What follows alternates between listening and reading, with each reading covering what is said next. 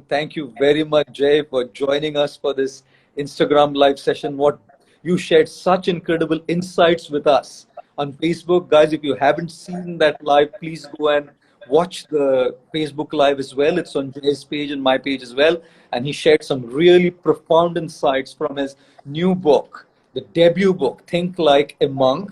Jay Shetty, I have introduced him on Facebook, but I must do this again. Jay Shetty, as I always call him, a billionaire, someone who has billions of views on social media, someone who has touched billions of lives, someone who has, transformed the thinking of so many individuals around the world. But more than that, I think Jay Shetty is a very, very dear friend. We've known each other for the last 15 years and spent a lot of time, had a lot of fun, had some real meaningful conversations as well. So very, very happy that you're here, Jay. And Jay's book, Think Like a Monk, is already an international bestseller. #1 international bestseller on Amazon. Now imagine that. Day one, it's the international bestseller on Amazon. #1 in India on Amazon, #1 in UK and Australia on Amazon, and getting there in the United States as well. What an incredible achievement. So thank you very much for joining us this morning, Jay. And I'm also going to put in the comments, the link for his book. So do check it out, guys, and we'll pin that comment as well. So, Jay, let's get into the conversation. We just have 30 minutes. Jay is a busy man, so to get his 30 minutes is extremely precious. Time is precious, but Jay's time is way too precious. So in this book, Jay, there's a section called negativity, and I think everybody in the world goes through so much negativity at different points of time. Sometimes it's negativity because of personal issues. Sometimes it's negativity because of, health issues. Sometimes it's professional issues, relationship issues. Currently, it's the corona pandemic. But there is always going to be stimuli to create that negativity in the mind, correct? So I'm sure you've churned some of these monk principles and presented in this book on how do we deal with this negativity on a daily basis, and there's so much going on. So we would really love to listen to you and hear the principles by which we can deal with this negativity that we go through on a daily basis. Yes, wonderful question. And again, Gaur Gopal, I'm grateful to be with you. This is my tremendous joy to be sharing Think Like a Monk with everyone across the world who's tuning in right now, with a living monk. And someone who's been practicing for so many years, and someone that I consider a mentor that I've learned from for many, many years.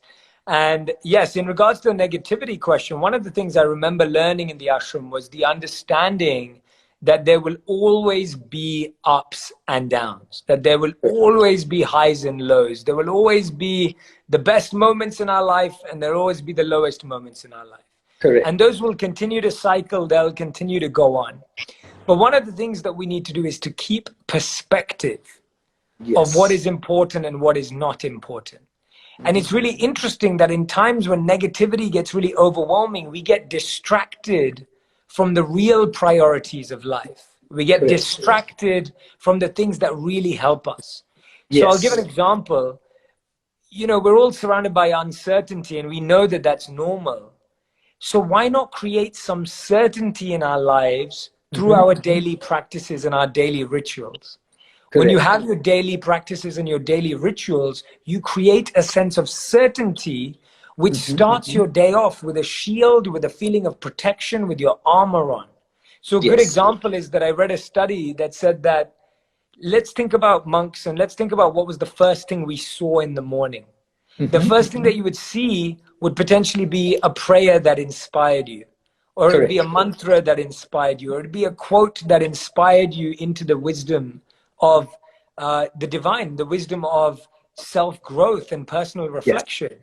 But today, studies show that 80% of us see our phone first thing in the morning, before we see our partners, and at night, after we see our partners, the last thing we see is our phones. So when you're starting your day with your phone and you're ending your day with your phone, how can we expect to not experience negativity? All the notifications, all the emails, all the news updates.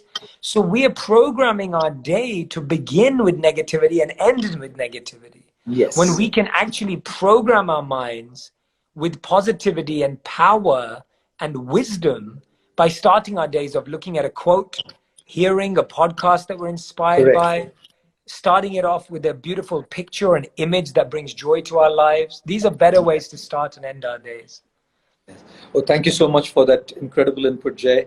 We can be so distracted by negativity, but if we begin by a set of rituals, if we begin by, having a routine, then that can kind of give us that shield of positivity right in the beginning. And of course, what an incredible input you shared, that we begin our days with our smartphones and end our days with our smartphones. And I'm not too sure if it's a very smart thing to do, isn't it?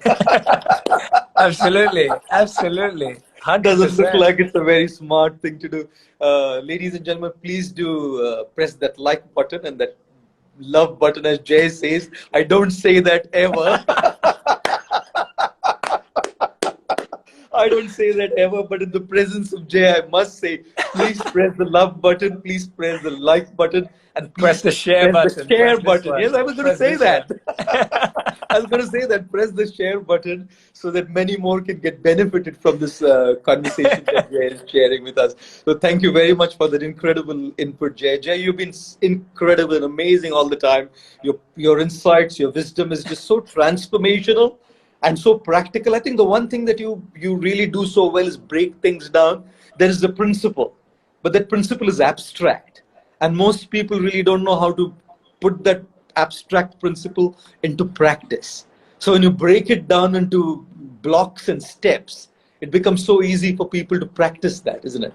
So that's your specialty. And I think this book, Think Like a Monk, is not just principles that he learned in the monastery as a monk, but it is principles that are broken down into practical, tangible steps of action, which can be implemented and which can help us transform our life positively. And I was mentioning during our Facebook Live session that Jay was wanting earlier to be a model. I saw his picture in his home. It's such an incredible picture. I'm telling you, it's just, Jay is handsome, everybody knows, but that picture is one of my favorite pictures. I don't know if you've ever posted it. It should be posted one day. I'll have to find it. So yeah, that's, I can't believe you even remember that. I think that was the first time you came to my home. Yes. I think that was the first time you came to my home in London. Yeah, it was, I remember that. I remember my hairdresser had told me when I was a young man that I should be a model, and he'd made me take all these pictures. Oh, really? And then I don't know why they were shown to you when you came over. No, it was just on the wall. Yeah. I have no idea, but yeah, you're right. With the book, we tried to do this. So inside the book, there's all of these try this sections. Okay, great. And that's exactly what you're saying, that these practical aspects of how can people actually make it real in their life. And I think this is something you do so well, that, you've always really helped people understand really tough messages with humor and with laughter. And that's something that you do so well. And for me, that also is something that makes us feel like, oh, I can do this. It's not that serious. And so I think this is why I love wisdom so much, and I love what you do so much. And I'm so grateful to be speaking with you about this, because it just shows that wisdom is universal and that everyone and anyone can live it and learn it in so many different ways.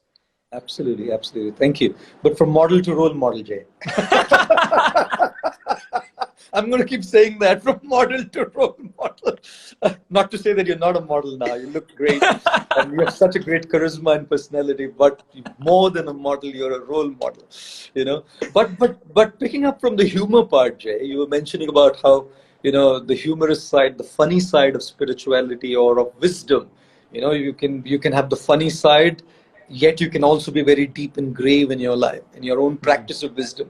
I was recently doing an event before the lockdown started, and there was a lady who was a very renowned stand-up comedian. And after I had finished, she asked me a question. She said, "You are a monk, but seemed like you also have a stand-up comedian side to you." She said that you are a monk, but here's the stand-up comedy side to you, and you use that side to pass on some really grave and serious messages. And then she asked me a question. She said, so a monk can also take the role of a stand-up comedian. Can a stand-up comedian also be a monk? It's a great question. Can a stand-up comedian also be a monk? And it's at that point of time I said to her, it doesn't really matter who you are and where you live and what you do. What really matters is that monkhood is not about the attire or the hairstyle. It's about a set of universal principles. Right. So this book, Think Like a Monk, is sharing the universal principles that Jay learned in his monastic life and making it practical for stand-up comedians, making it practical for businessmen, making it practical for students, making it practical for housewives, making it practical for corporate professionals, where you don't have to change your life, but you can still tune into this monk wisdom and start thinking like a monk. So I really want to request you, Jay, one of the things you talk about in this book is purpose. Discovering yourself, and you even share something called as a Vedic personality test. Now, this is very tough for people to figure out who they are, what their space is, and that's when they can then, once they discover who they are, that is when they can turn it into a purpose. Correct? So now I had the stand-up comedian ask me this question. She already figured out that she is a stand-up comedian, and now she wanted to see what are the monk principles that can transform her life. But how does one begin that journey of finding out who they are, what their personality is, what their purpose is? Could you kindly share some of your inputs and thoughts and some practical tips for those who are watching us today? Yes, absolutely. So this is chapter 5 inside the book, and it's a chapter called Purpose. And this really, I would say, has been my fascination for the last 10 years in discovering my own purpose and wanting to help other people discover their purpose. Because I believe that if we had a world where everyone found their purpose, we'd be better people, we'd be better partners, we'd be better parents. It would have a huge cascading effect. Why? Because when you're living your purpose, you feel more confident, you feel less envious. That's one of the biggest hidden, subtle benefits of finding your purpose. And on top of all of that, you feel an impact in the world. But now purpose and passion are thrown around as these elusive, intangible concepts, and we just hear these words. Yes. And this model of Dharma, when I looked at it, and the word Dharma has many different translations, but two translations that I've come across and that I've understood that have really helped me are that of eternal purpose and your internal nature, your natural inclination. And so purpose, and I'll create an equation, simplifying what's in the book. Purpose equals passion plus strengths plus compassion. So if you're looking for your purpose, really you start by looking for your passion, your strengths, and your compassion. And that all together becomes synergized to be your purpose. So your passion is what you naturally feel drawn to, what you're activated by, what brings you to life. And the only way you'll find that is by doing lots of different things. So I remember in the monastery, I remember doing everything from taking care of the cows, through to taking care of the land, through to giving talks, through to having to do cleaning, through to having to do rituals and worship. There were just so many different tasks. Correct. And all you have to do is when you experiment, you just ask yourself after you complete the task, two things. Was that fulfilling for me? Yes. And was that fulfilling for others? And where you find the match, you start to discover your passion. So that's passion. Strengths is really important. So we have to remember one thing, that passion is not enough to create purpose. We have to work on developing our strengths. And we should never confuse inexperience with weakness. Just because you've never had any experience doesn't mean that it can't be a strength. So when I started out, I was so shy of being on stage. I only joined social media in 2014, but I had a passion and enthusiasm to learn about social media, to see how it could be used for good in the world. Correct. And so you don't have to have the strength right now. You don't have to worry if you don't know the answer right now, but you can build that strength. And the final is compassion. This is really important. If you don't add compassion to your passion and your strengths, it will never be a purpose. We have to use what we have in the service of others. And when we use it in the service of others to relieve someone else's pain, that's when it becomes a purpose. So those are the three elements of finding your Oh, purpose. wow. This is incredible. Absolutely profound, you know. And just to put it all together, how beautifully Jay said that when we're talking about our purpose is going to A, give us confidence, right? But B, very importantly, save us from this negative emotion of envy. And C, make a powerful impact on the world, just the benefits of purpose. And then the three components of purpose, right? Passion, strength, and compassion. And when he was talking about passion, it's, is it fulfilling to me? And is it fulfilling to others? You know, that's how we see that it's really kind of in sync with my soul. And strengths, what a beautiful statement you made, Jay, that your inexperience is not your weakness. What a beautiful quote that is, that your inexperience is not your weakness. You can develop it into a strength. It's inherently there, it's just an inexperience there. And the last one, like like the cherry on top of the cake, is compassion. Without service to others, it's of no value really, isn't it? And like Muhammad Ali beautifully said, service to others is the rent you pay for your time on earth. So such a beautiful Love that quote. I love that. Such a beautiful quote, you know. But thank you so much for sharing, and I'm sure all our audience here is going to be benefiting from it, and we'll try to look at this beautiful book. And Jay gives in a 33 questions, you said, Jay? Yes, 33 questions exercise in trying to discover your purpose. And Yes. that's really detailed. And I'm not going to ruin the excitement by asking you, can you share two or three questions with us? Guys, pick up the book, Think Like a Monk. It's available on Amazon. And many of you joining in from India, it's available on Amazon India and on all different Amazon portals all over the world. Please do pick this book up. It's an incredible read. I've gone through the pages of this book, and it's such a absolute joy to read the book. It's just an easy read, but it's also a study. It's not a book just to read, it's a book to study and to try to apply those principles in your life, which can transform our life. Jay, I'm going to also get into the book, and one more section which I really loved is a big problem that everybody faces. You know, whether it's that at their work, or it's in their personal relationships, or it's even in spiritual organizations, anywhere in the world, wherever there are human interactions, there's a big problem that people face, and that's the problem of the ego.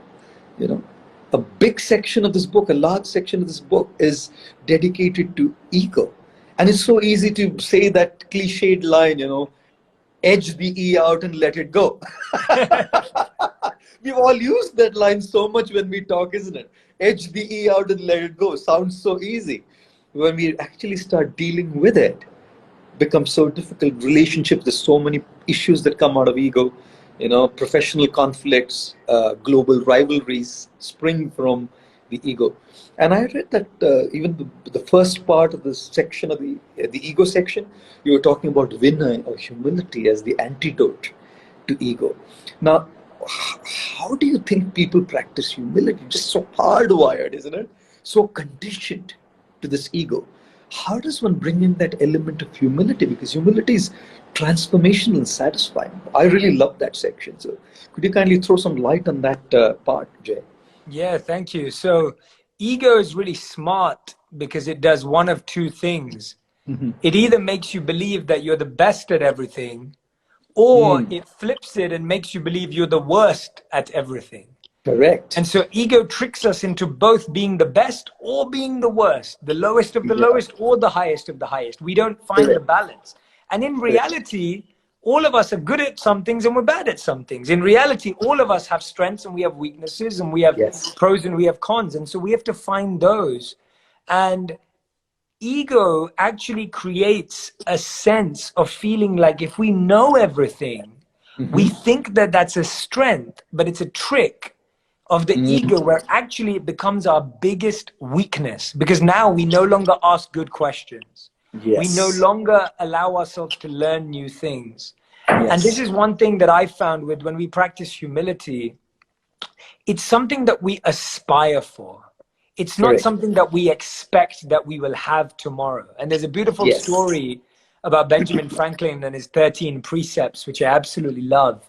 And so Benjamin Franklin had a journal of the 13 things he aspired for, and it involved things like tranquility, simplicity, integrity.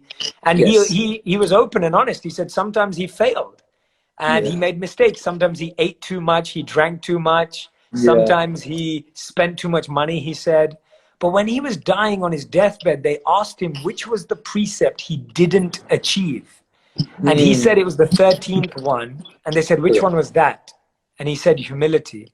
So humility is not something that we want to achieve today. It's something that we're aspiring for. And three very practical ways that I've found that I'm consistently aspiring for humility is, the first one is be humbled by your goals. Set goals that you always feel that there's a long way to go, that this is just the beginning. And every time you reach a milestone, set a new goal where you're humbled by your own goals, not other people's goals, not other people's bank balance, not other people's home or car, your own goals. And so I'm consistently trying to expand my goals. The second thing that really, really helps me is to surround myself with people that are smarter than me and people that are experts in their fields. Not people that are arrogant, not people that think they're better than me, but people who genuinely have a skill or an ability. When I come back every year, me and my wife try to go back to the ashram, the eco-village in India, where I spent some time as a monk. And when I go back there, why do I go back there? Because I want to be around people who've dedicated their life to these practices. And it reminds me of what a long way I have to go, but at the same time, how grateful I am to have their association. And then the third and final way that I find to create humility in our lives as an aspiration is to try and learn something new every year. Don't stop learning. When you stop learning, you stop realizing this beautiful mindset of a student. And I remember in the ashram, we were often told that you're a teacher and a student at the same time. That you never become a teacher, that you're never a student anymore. And you're never just a student where you don't get to teach. You're always both roles. And that's where we have confidence and humility at the same time. Wow, such an incredibly beautiful answer, Jay. Profound and so deep. It's a very deep answer. And I think what I really love is these three aspects that you're sharing about humility, right? That it's a very practical thing, that you set goals which humble you, goals which are set and you know that it's an aspiration, I want to reach there, and surround yourself with people who are better than you. Don't they say that if you think you're the smartest in the room, you're in the wrong room, isn't it? So just surround yourself with people from whom you're always learning, people who always inspire you. His Holiness the Dalai Lama also said that if you're always speaking, you're only repeating what you know, but if you're listening, you're learning something new always. So it's beautiful insight. And of course, the third one is to learn something new every year. And such practical aspects of humility, and that's the speciality of Jay, and that's the speciality of this book, Think Like a Monk. It's abstract principles decoded and presented in a very practical, tangible manner, which can be applied to transform our life in a very positive way. So thank you very much for sharing those aspects of humility, Jay. I love that, absolutely love that. So learning something amazing this morning. Thank you. Thank you for sharing that. One more question, if you don't mind me asking. Yes, guys, please. if you have a question, you have a couple of minutes, right? It's fine, yes, right? Yes, please. Yeah, please. No, okay, please go on, please. Yeah. Okay. Guys, we're going to go back to the Jay Shetty mode. Please press the like button. Please press the love button. And please press the share button. And let many more people join here and get access to the inner heart and the inner wisdom of Jay Shetty, the monk, the former monk who wrote Think Like a Monk. In fact, I consider him a monk now as well. A monk, a businessman monk, a social media monk, a sensational monk. So thank you very much once again, Jay, for sharing all of this wonderful insights. If you have any question, guys, please put up in the comments, and I'll see if we could take up one of your questions and ask Jay as well. But meanwhile, as you want to ask your questions, I want to take one more up with Jay. In this section, in this book, you also have included a section on the mind, and I think there's one thing that people really struggle with is silencing the noise in the mind. There's so much noise going on, noise from your own inner demons sometimes, noise from what people have done to you, the traumatic memories, what you've gone through. And there's so much going on in life anyways, all the time. And in fact, I really read the first part, the introduction part, where you even have this, I love this terms, the monkey mind and the monk mind. Beautifully framed, the monkey mind and the monk mind. So I think dealing with the mind is such a crucial aspect of finding fulfillment and living a transformed and a fulfilled life. So I really want to bring up this question. How do people silence the noise in their mind? What is it that they should do? What is it that they should practice that can help them silence their mind and connect to themselves deeply in finding joy and satisfaction? Absolutely. One of the biggest challenges we see in the world is that our body and our mind are always out of alignment. Yes. So what I mean by that is when you wake up in the morning, your mind is racing, but your body is saying, I still want to stay in bed. Yes. Or you experience the opposite. You wake up in the morning and your body needs to run and move and you're frantic, but your mind is saying, I wish we were still in bed. Yeah. And so all of our noise comes from this friction between this lack of this alignment between the body and the mind. So one of the simple ways of quieting the noise of the mind, which sounds counterintuitive, is to actually sit and be where you are and address the noise in the mind. Correct. So we think that by being distracted, by avoiding it, by numbing it, so we distract ourselves with a TV show, we avoid it by focusing on someone else's mistakes, we numb it with alcohol and different substances. But none of that takes away the noise. It just gets larger and larger and louder and louder and louder. Absolutely. And so actually, when we spend time in physical and mental stillness, and we sit with our thoughts, and we ask ourselves, where is this negativity coming from? What is the trigger? Why am I feeling this way? If we don't have this conversation with ourselves, then we will never even get close to quieting the mind. So quietening the mind is not some button that you just press or a dial that you just rotate. It is building up a conversation with that noise and trying to filter out the essence of where it started and what the root is. And this is, when you said the monkey mind and the monk mind, the monkey mind is happy jumping from branch to branch. The monk mind is focused on the root. And so when we sit with our noise, when we sit with our anxiety, when we sit with our fears, we can get to the root of what they are. Wonderful. Such an incredible input. Again, it's not by distraction that we deal with the mind. The mind already has a problem and distraction is another problem. So we're just cascading the problem even further. But to sit in that stillness and addressing that issue, addressing our thoughts, being comfortable, being uncomfortable. To get into start becoming comfortable, being uncomfortable by addressing these problems is the way to kind of deal with these issues. So thank you very much, Jay, for that input. So many people are saying that we look alike. I don't know. I'm come on. I wish. A handsome guy, man. I wish. I was reading these comments. They kept saying you look alike. I said, no way. Jay, look at Jay. When I saw the picture in his home as a model. I wish I was still, I wish I could look like you. Next level. That's next level. And look at me, a bald guy. In orange robes. And it's the years of friendship and connection that bring out the same emotions in the face. I guess. Somebody even commented that looks like you guys are brothers. I said, yes, of course we are brothers. Definitely. Of course we are brothers. And we share... oh, you do look alike. Thank you, Lonika. Someone else is saying bold and beautiful to you. But I've chosen to shave off. I haven't lost my hair. Oh my God. But one last question, Jay. That's fine. Somebody had asked this question, and one of the participants asked this question that I couldn't catch the name, but somebody asked this question. We're surrounded by so many negative people around us, and the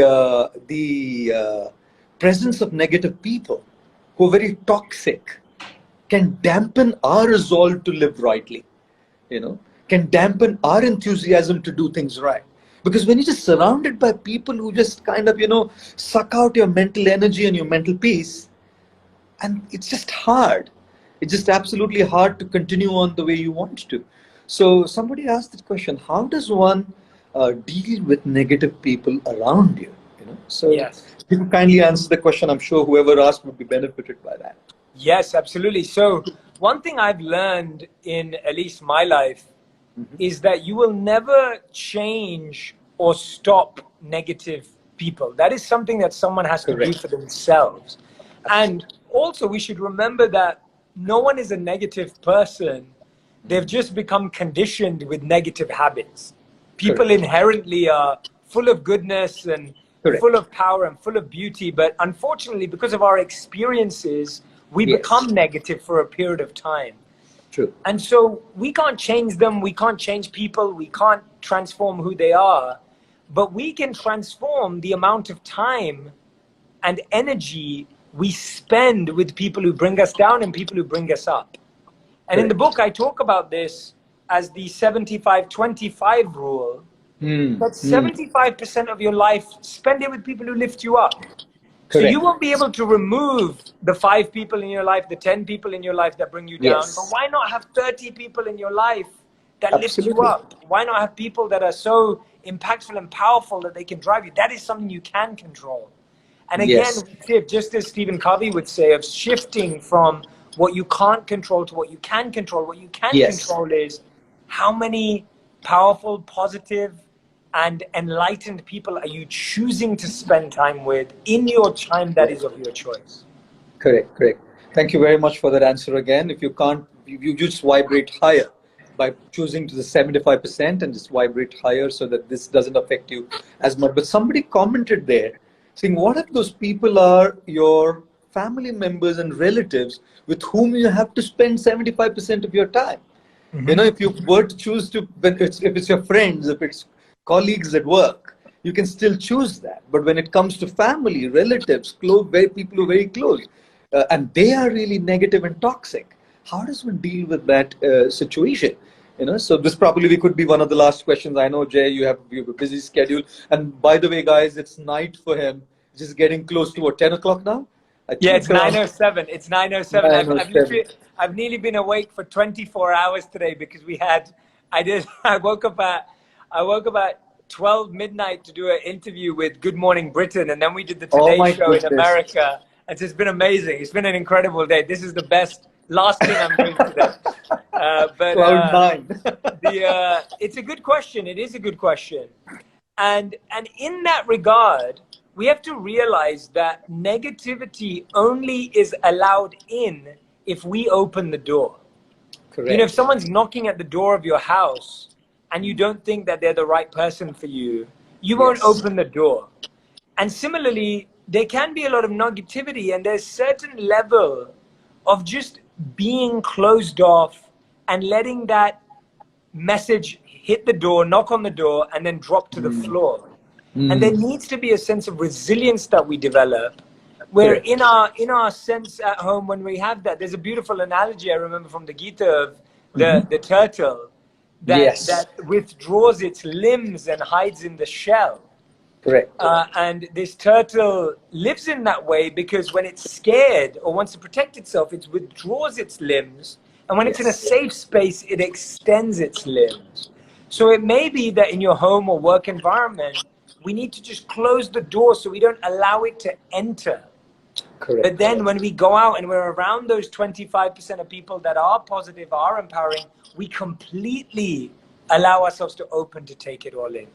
So that's just some of my thoughts. It's not easy to do. It's difficult. I completely understand that it is not solvable in a moment, but I promise you that by thinking like a monk and by adopting some of these principles and all of them in your life, you can start to see progress for sure.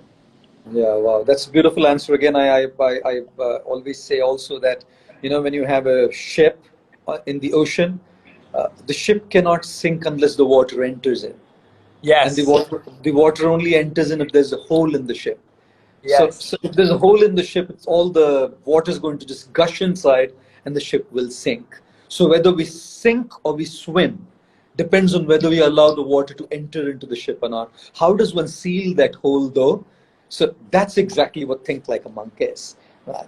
When you have that hole through which so much negativity is coming in, so we need to know how to seal that hole and not allow that negativity to come in.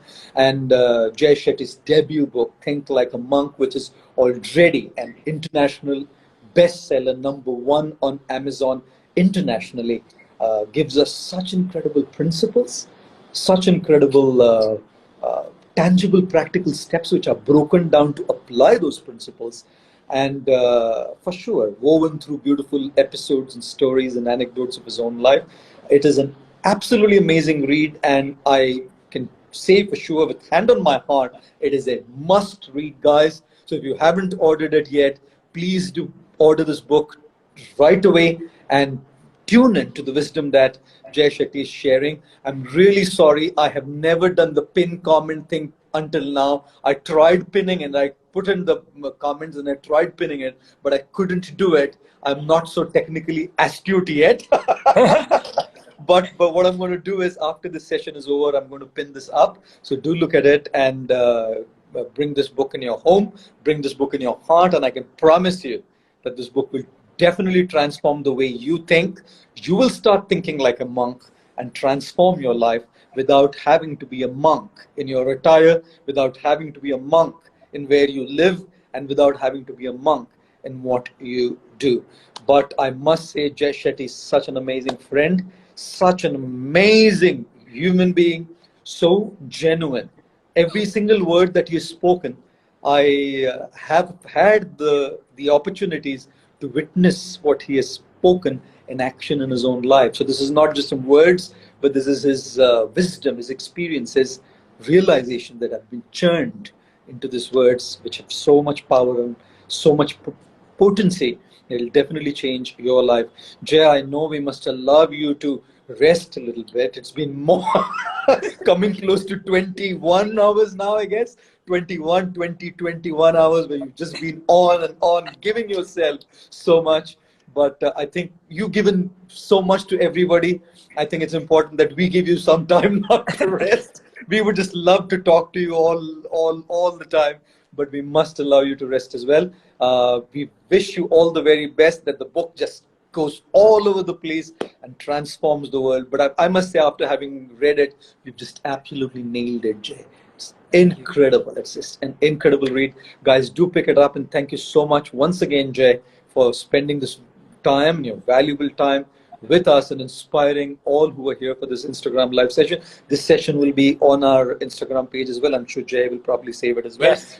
Do have a look, and pick up the book and feel inspired.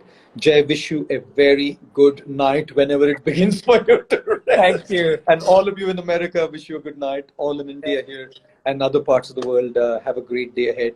Thank you once again, and do pick up Think Like a Monk. Thank you. Thank you so much, everyone. Thank you, Gaur Gopal, and thank you, Mona. I think I saw you in the comments, Mona. Good to see you. And yes, please, everyone, head over to thinklikeamonkbook.com. And I'd really appreciate all your support. Thank you so much. Thank you, Gaur Gopal. Thank you for your time. Really appreciate it. Thank you. If you want another amazing video highlighting excellence in the Indian community, check it out right there next to me. I think you'll enjoy it. Continue to believe, and I'll see you there.